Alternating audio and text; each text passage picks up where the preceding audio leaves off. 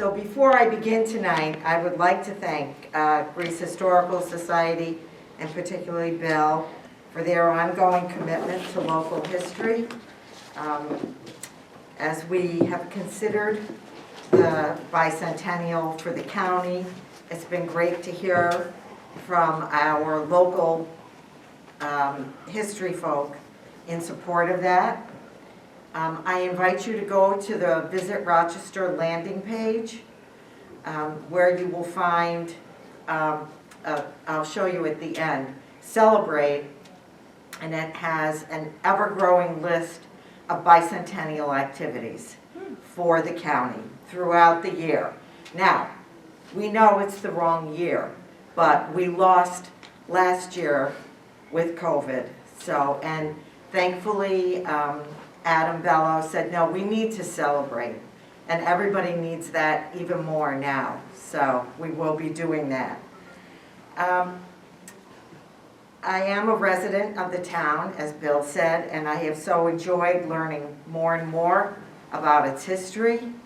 I remember years ago when I was a student working on research projects with Ginny Tomkowitz, the town historian back then, and that convinced me more and more that what I really wanted to work in was local history.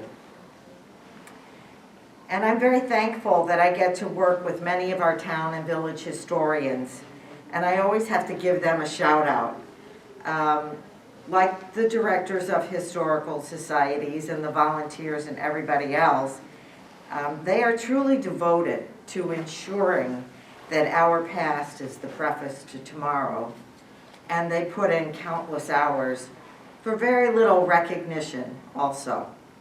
And so I always like to express my deep gratitude to them and to everybody else who takes care of our history.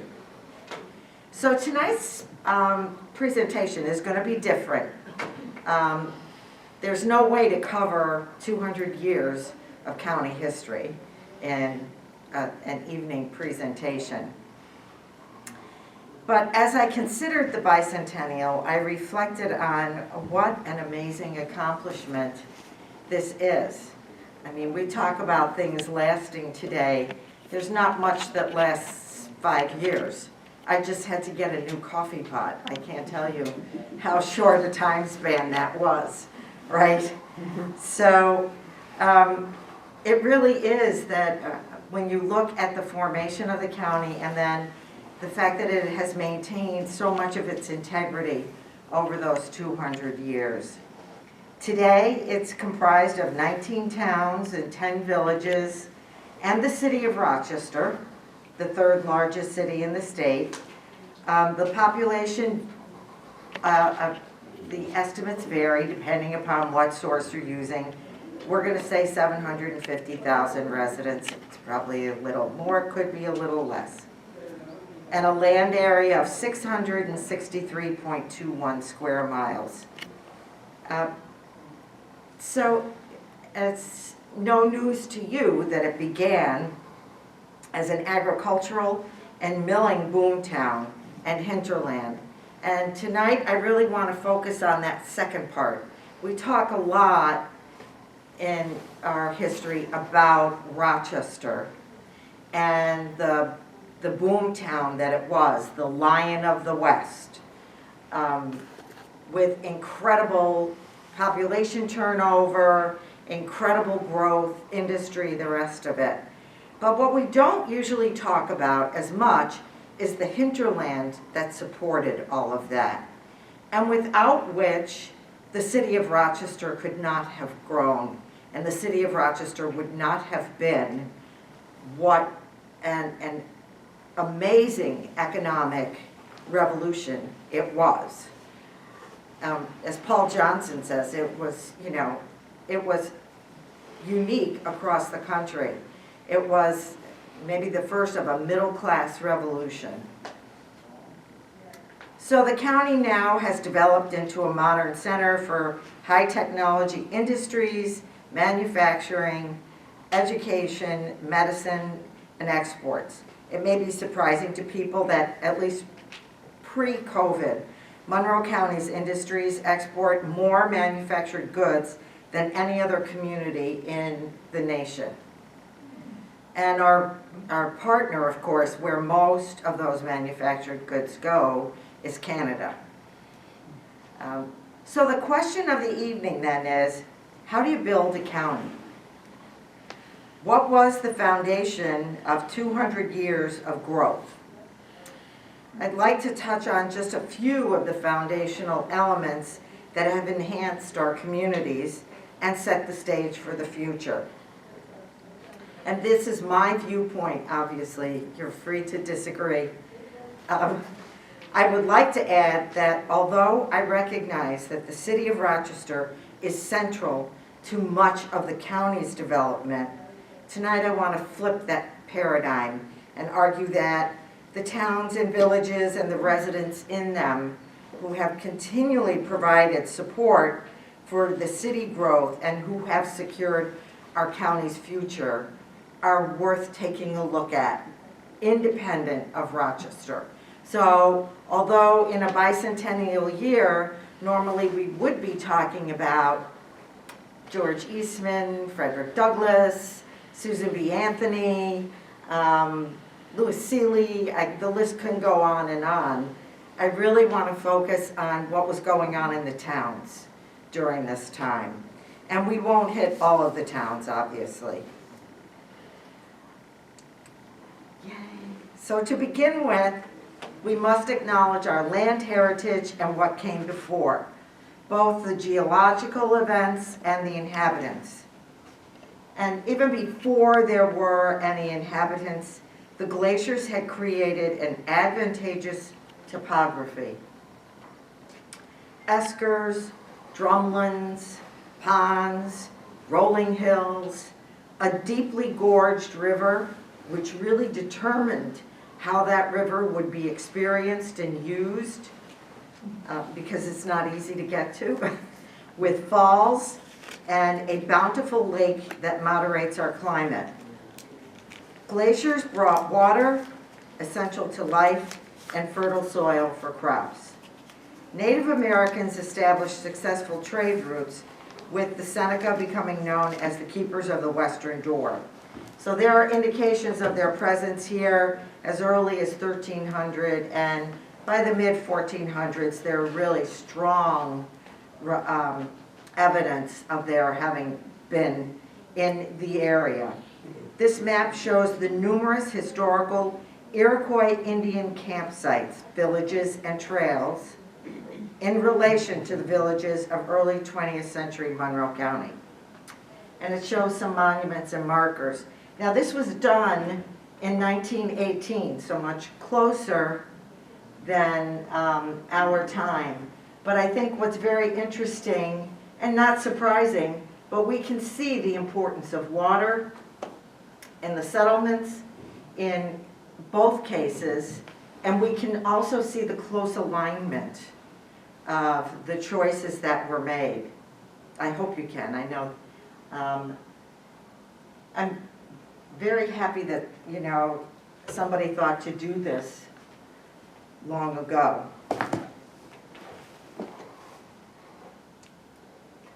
It would be hard to overstate the importance of the glacial advantages left behind. And chief among them was our waterways. After the Revolution and the defeat of the Iroquois, both Massachusetts and New York claimed Western New York. I've never really understood what Massachusetts thought it was going to do with Western New York, but it said it was theirs. Yeah, you know, it's not contiguous at all, no way. It's not easy to get back and forth. Not even today, it's not easy to get back and forth. But they laid claim based on troop movement and other things. They laid claim. So they struck a deal where Massachusetts got to sell the land and take the money, and New York got to govern it. Sounds like the first of many deals for New York like that, right? Where we get the responsibility, but we don't get the money. So, this is the first map when land speculators Phelps and Gorham purchased their land. And this was the section that was the original purchase by them. The Seneca at this point retained the land on the west of the Genesee, except for the mill site, and then bought this, which is the land to the east.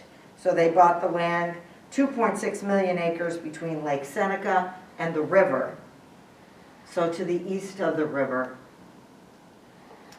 Phelps and Gorham then sell their land to Robert Morris in 1790.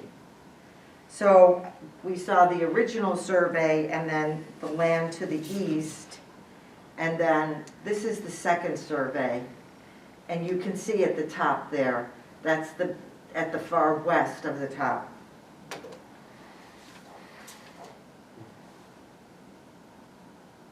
The area developed quickly because land speculation was the business of the day. And it was a very successful business because the land here was very good and very fertile.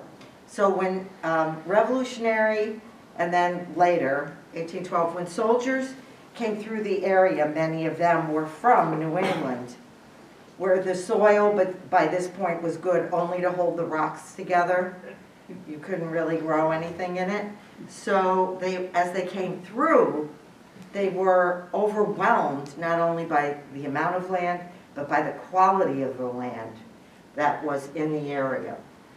And so the first major business that we see in the area is land speculation.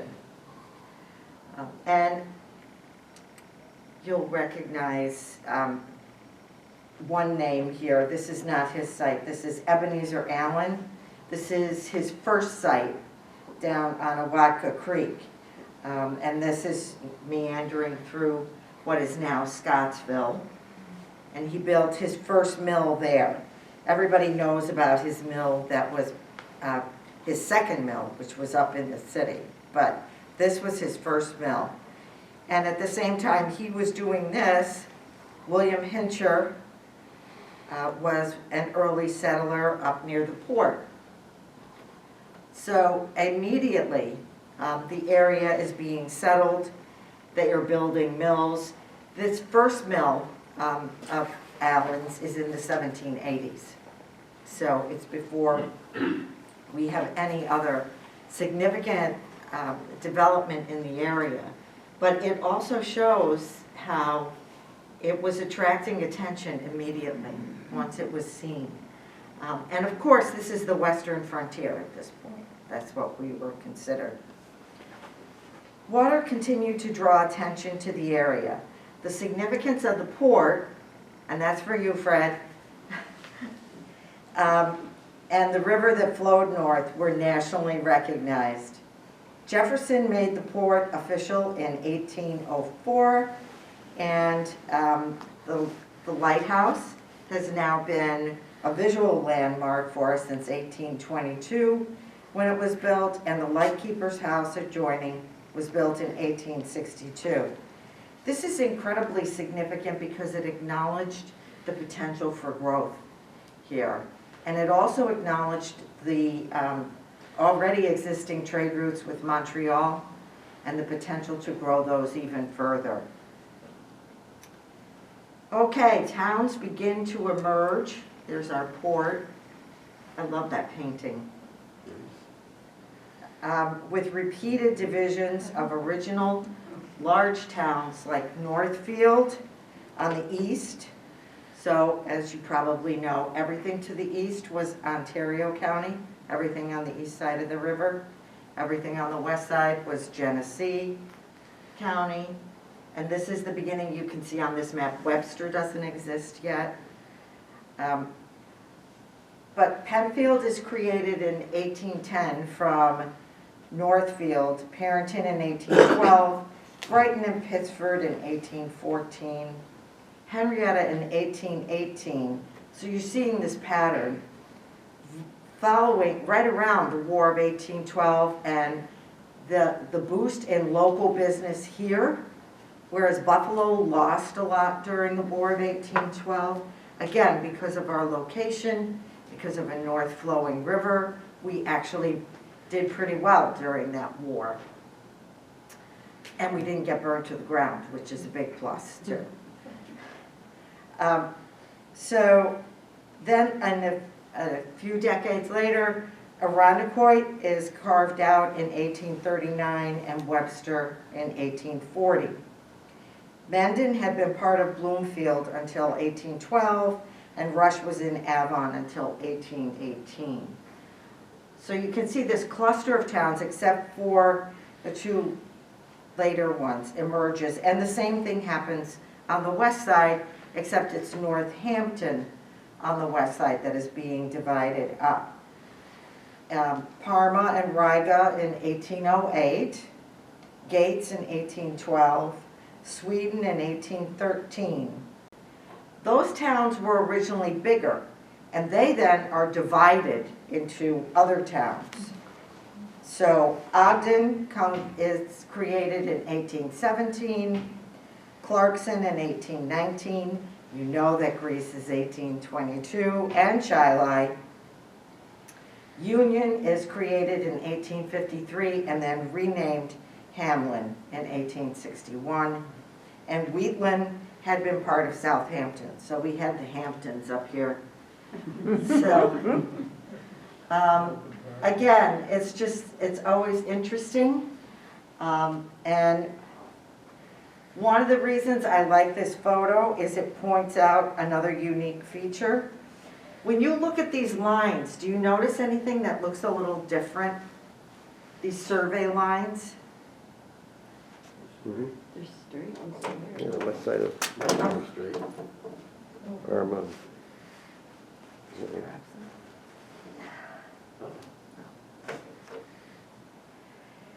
So, bless you, whoever that was. These survey lines have uniquely stayed the same over time, and we are one of the areas where historians may say Monroe County towns are cut on the bias. Anybody who sews here knows what cut on the bias means. You see how the lines are not this? Everything is, well, a lot is. Penfield doesn't have that, but aside from Penfield, almost everything else does. Old lines tell history. Through all the changes and the shifting about of boundary lines, the original surveys of what is now Monroe County have persisted and still assert themselves in the peculiar diagonal lines that cross the county map from northeast to southwest, except where Penfield and Webster have been advanced westward to Irondequoit Bay and Brighton. And those, because of annexation, those got changed. But it is a unique feature. I don't know what it means. I thought about that today, but it's a unique feature. Yeah? Could that be because of its orientation to the river? Yeah, I know. It does kind of follow that, doesn't it? Yeah, I thought of that. It's just, it's one of those things that when you look at that map, you just don't think of it till somebody points it out to you. And then looking at other counties and other places, no, they're not cut on the bias the way we are. So, Isn't that the western bound of the mill track, the one that goes through, that's up by Clarkson, yeah. yeah. Yeah.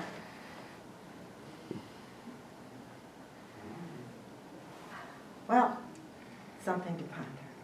Growing populations and businesses fueled these organizational changes, and again, the nature of the area supplied direction. So you recognize the Stone Tolan House,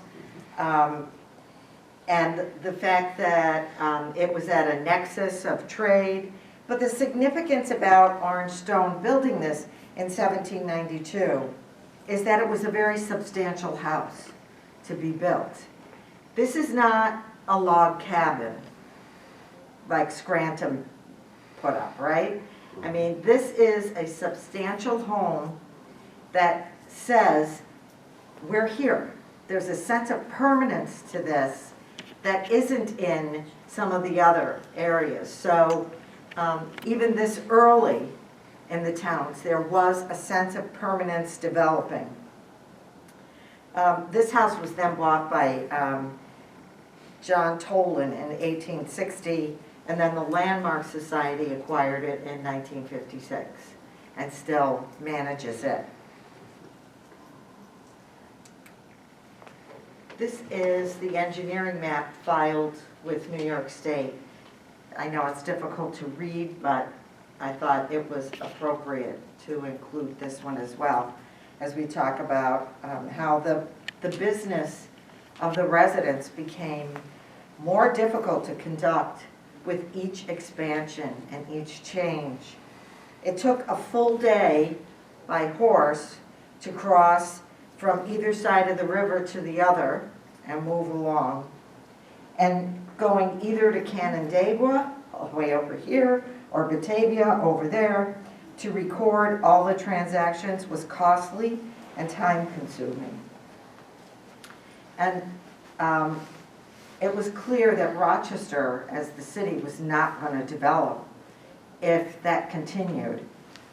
And it also had an impact on all of the towns. Remember, I said land speculation was such a big business. Well, every deed, everything had to be recorded, which meant you had to go either to Canandaigua or Batavia to do that.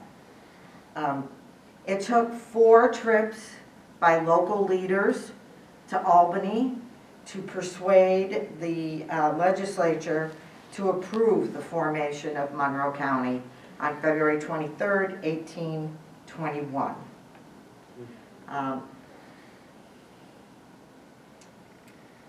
And that's a well-known drawing that we have of the first courthouse. And you may know that the Sheriff's Department also celebrated a 200th anniversary last year, along with us. Water literally fueled the earliest industries, the mills. Industrial development here between the lower and middle falls is what we usually think of when we talk about the mills and the growth of that business in the area. We think of those at Brown's Race at High Falls, which I'm very excited that High Falls is going to be a state park. I think that's going to be a wonderful thing for all of us. I have often thought, since we're talking about water and everything, that we really do need to preserve and make more of our waterfront.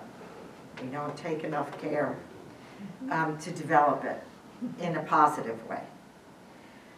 But actually, as amazing as that is, and I do like this photo because you can see all of the spillways. Zebulon Norton was the first mill constructed in the county. It's a grist mill on Honeoye Creek. Those mills are still very interesting to go to in the town of Honeoye Falls. And their historian has just done some fabulous work on them.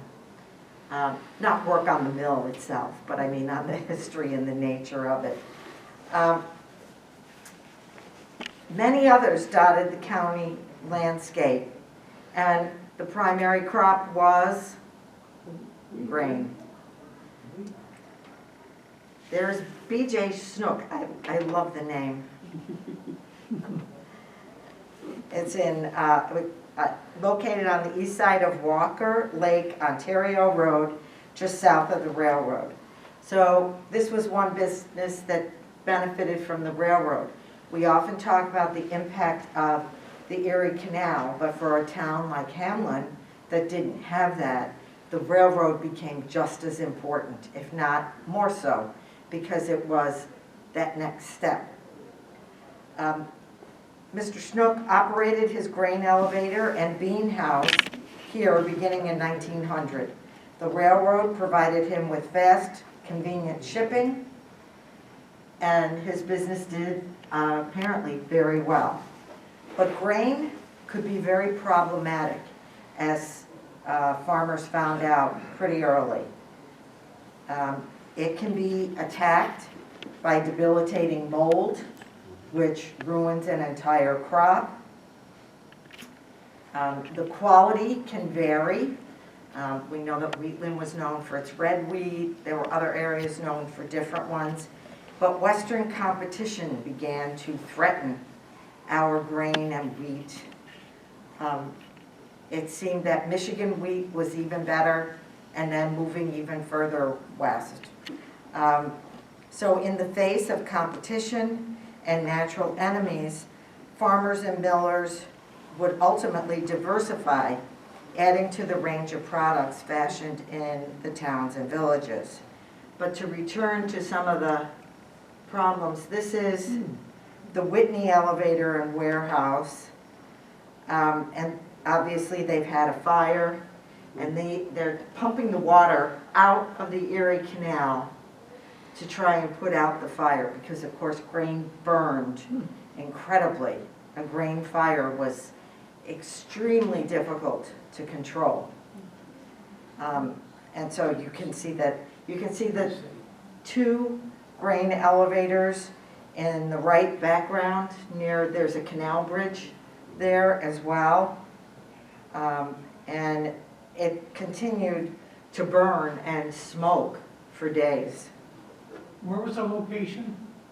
That was the Whitney Elevator and Warehouse property. What town? Whitney Brown. In Rochester? Yeah. Yeah, I'm sorry, I misunderstood. This was on J Street. Oh. Yeah, Whitney Street. They had some other pictures of some of the ones out in the county, but they weren't as dramatic as this one. So, and then you could have the other mishaps, like what happened with the grain barges. They were notorious. They would have one steam barge that should be shepherding the others, sort of in a convoy, and they would break loose off of each other. There was, at one point, they clogged the connection of the river near Genesee Valley Park and the canal where they crossed there. They totally clogged that up. They were all free floating.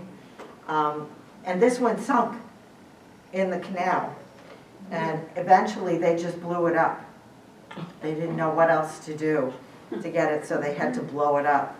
So there were all of these other problems that presented themselves. Oh, this barge, by the way, is US 110, you can see on it.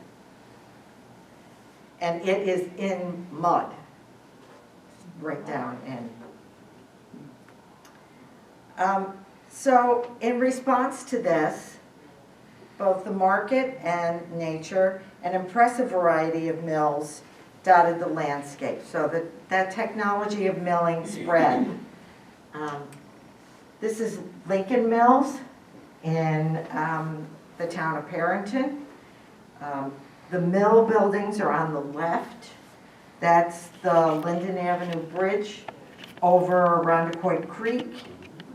It was a flouring and grist mill originally, and then this one was the third one to be erected in the town. It was built in 1821, and after many changes, partner buyouts and everything, it was rebuilt, and they built a dam on the mill pond in Rondequoit Creek, and that powered the mills in 1847.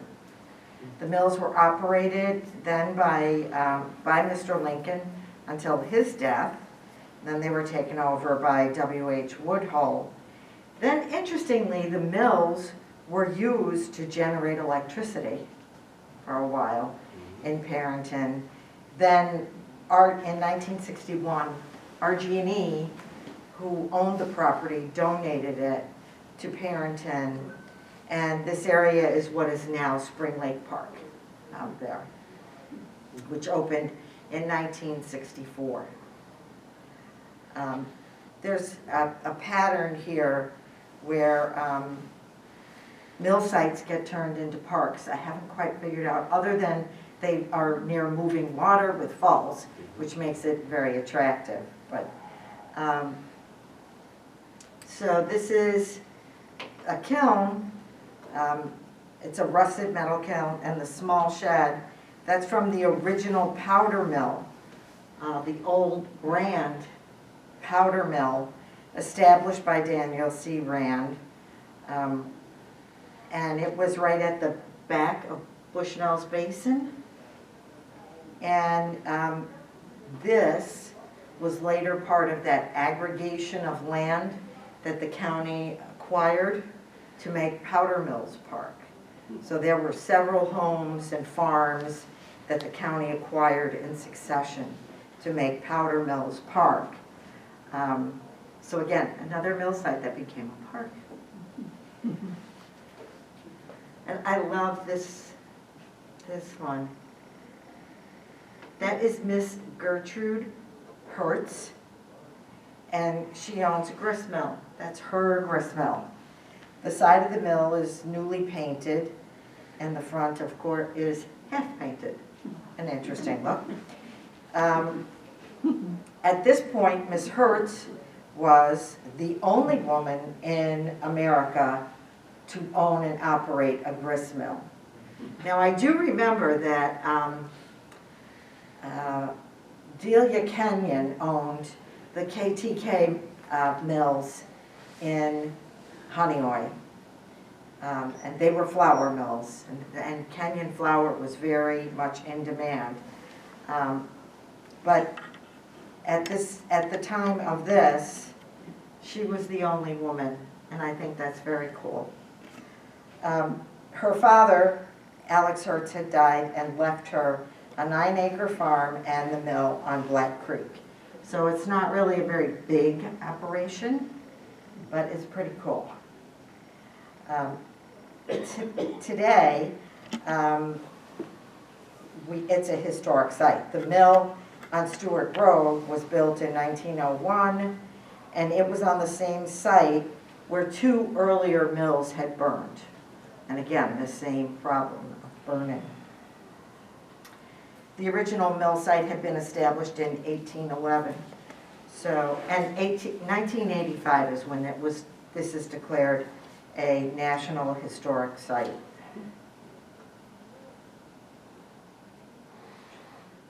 It's amazing what a small and simple building it is. This one you can barely see, I know. This is an old mill that was along Awatka Creek in Wheatland. It is most likely, but they weren't 100% sure, the Awatka woolen mills, which was something very different. I knew we had cotton here, and I knew we had a carpet mill along downtown by South Avenue. But I did not know that we had woolen mill. And this one was built in 1829 by Oliver Allen and William Remington, and it was a mainstay of that area's economy until it closed in 1902. Is that on Armstrong Road? I can't tell you for sure. I'm not sure. I'll check though. Thank you for giving me that. It's good to have a clue, you know.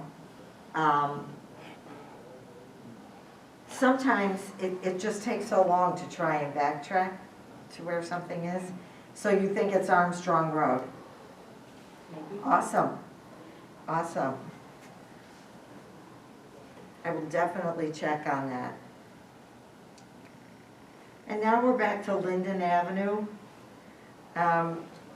This site was located between Allen's Creek Drive and the Friendly Home entrance. So this is actually now when you do the overpass, that awful overpass that always looks like it's gonna fall down, the Linden Avenue over the expressway. This is what was there, and they took down. And this is a feed mill.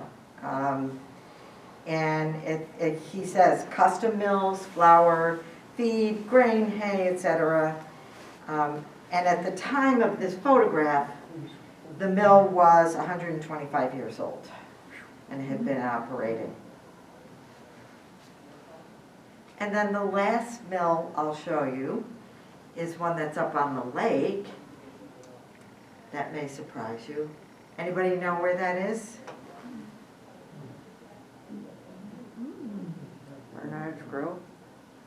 Pardon me? Probably in Hamlin. Oh, okay, that's true. Cheater. Well, That's kind of cool. it's gotta be Hamlin, but I don't know where. Yeah, that's a clue. Like, Hamlin Municipal Historian, yeah. Oh, I see how you found it, okay. Oh, we're gonna play sneaky No, he now. just intuitively knows these things, right? Yeah, yeah.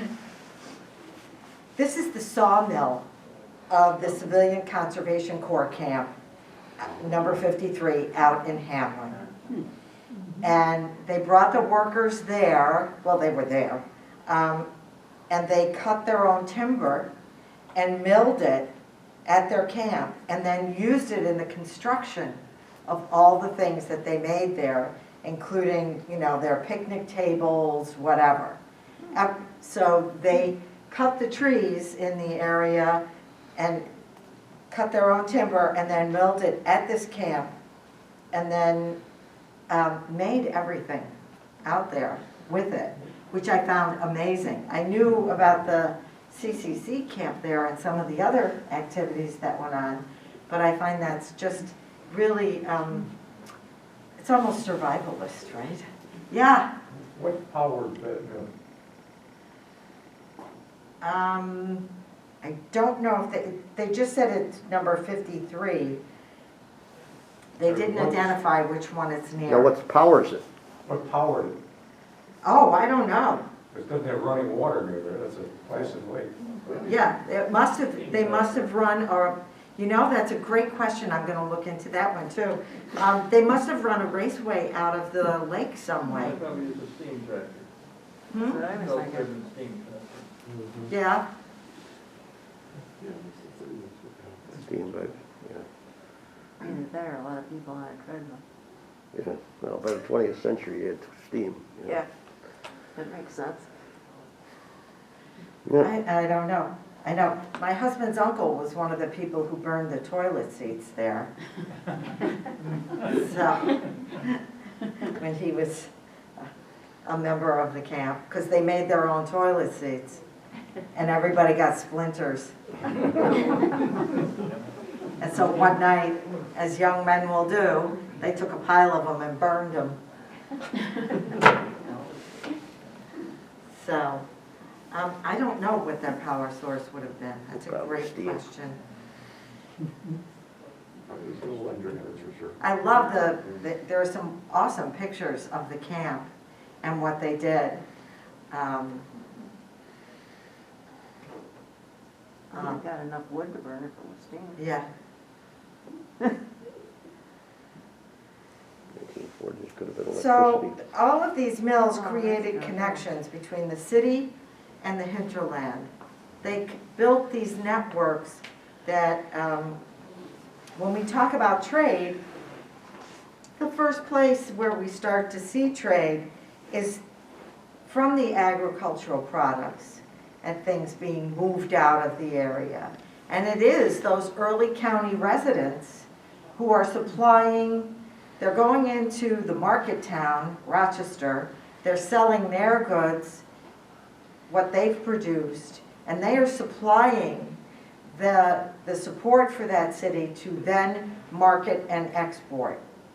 And so, as we see, as the agricultural hinterland develops, the produce of the towns and villages find wider markets, and they begin to grow. Agriculture grows here much faster.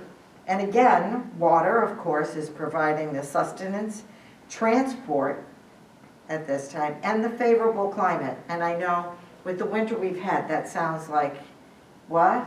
But the lake really does moderate it, at least in terms of growing for fruit. It's always been considered a positive. So here, again, Hamlin, 4 men are here on a horse-drawn irrigation cart, but they're not irrigating. They're spraying the apple trees using the hoses. And they would spray them with something like a sulfur oil, I think. And the very interesting thing I think here is, see the blankets? Yeah. They put the blankets on the horses to protect them from the spray. So they didn't get any spray on them. What about the people? I know. I thought that same thing, yes. Blankets on the horses. I guess they thought those hats, right? You can replace people a lot easier. Yeah, that's true. Not quite as expensive. Right, right. I know, I thought It sounds exactly like the same Korea. thing. And those hats just don't do that much, do they? No. So Webster and Hilton were tied for the title of Apple Capital of the World. And there we have, those are all apples. And Brockport was the bean capital of the world, which I did not know. And I think there were some other capitals around too. At the same time, this is developing into a business that's not just selling the produce, it's also selling the mechanism to grow and make more. So you probably know about Asa Rowe here in Greece and his mail order business that he began right at about the same time that James Vick's business, those are his, James Vick's, are those asters, I think? Yeah. His horticulture became nationally known. Asa Rose was known out to Michigan. And he had really successful business trade out there. James Vick went all over. And he was an innovator in creating a catalog business. Asa Rowe created a long-distance business with shipping, but James Vick created the catalog. Before Sears, before anybody, as a way to sell his seeds, he had created the catalog. That's his seed warehouse, which actually was at the end of East Avenue. This was built in 1880, and his sons took it over. But he also had 60 acres along Lake Ontario at one point where he grew things. And that's one of his advertising cards to encourage people. Very colorful, eye-catching. This is pretty cool. I don't imagine anybody will know what the crop is or where it is, but I will tell you it was in Greece, but I don't know where. I haven't found it yet. Is it a hop? Is it hops? Yes, it is. No. No. Good guess, though. Good. Well, there was a hop house on Ladder Road, that's why I wondered. Yeah. It's the McGlennon Vollertson Nursery, and these are filbert trees, and this was the only hazelnut nursery in the country, and it was here in Greece, but I haven't found where yet. I have so many to-do things on my list, so many. So it shows the small, the tiny shoots, and then it shows the trees ready to transplant. It's all in that picture. So, and if you look up McGlennon Vollerton, all you get is the McGlennon, what is it, whiskey or scotch or something? You don't get filberts. So, that's another thing that'll be on, as I said, on my list. But just an amazing diversity in what they undertook. This is DeVisser's Nursery, which opened in the early 40s, showing how the business still was maintained throughout time. So these agricultural products help to secure trade networks that emerged and then emerging industries, often spurred by agricultural innovations. And of course, all of this was enhanced by the creation of the artificial river, the canal. One of the machines designed by the Trescott Company, which was started by Willis A. Trescott in Fairport around 1880, they focused on fruit preservation. And this is a fruit press that they built and they marketed. I just found it a little interesting because it's different. It looks like it would be pretty messy to use, but it worked, I guess. This is the DeLand family's boat on the canal. The DeLands were the owners of DeLand and Company, one of Fairport's largest industries in the second half of the 19th century. They made baking soda, saleratus, as it was called at one point. And so what we see from this, besides a cool reflection, although the negative's been damaged, which is unfortunate, that the canal, here we have, it's being used for shipping goods and traveling, as well as pleasure boating, swimming, and then ice skating in the winter. So the all-purpose canal. And this very successful family. Are they carrying guns? I don't know. No, I think They're oars. they're oars, yeah. I think so. Oh, Yeah. okay. Okay. Well, you never know. Steam generator, plant in the center of it. No, those are like, they look like they're to, because the canal has all that mud, they look like it's to push off in the mud. Yeah. Steam driven ship boat. I was gonna say, it must not be too safe on the canal. Yeah, there's not too much to shoot at on the canal. And then here's one of their business cards. And of course, they had a terrible fire as well that destroyed the company, and then Mrs. DeLand rebuilt it. Hence Minerva DeLand School and everything else. And this is the steamship Rosalie, which was owned by Frederick Odenbach and used to ferry passengers between Charlotte and Manitou Beach up here. It was abandoned in 1925, but of course the Odenbachs did not abandon the area. They went on and in World War II built many ships.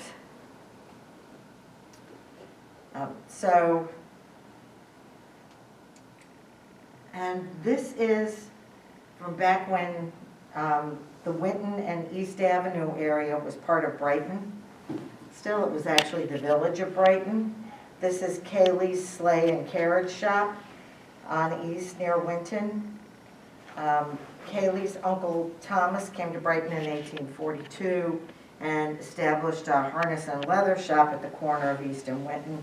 And of course, the canal went right through there. And John's business was next door.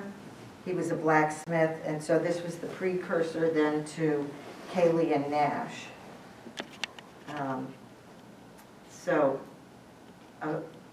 Long gone. I think it was probably where Wegmans is now. Yeah, near there.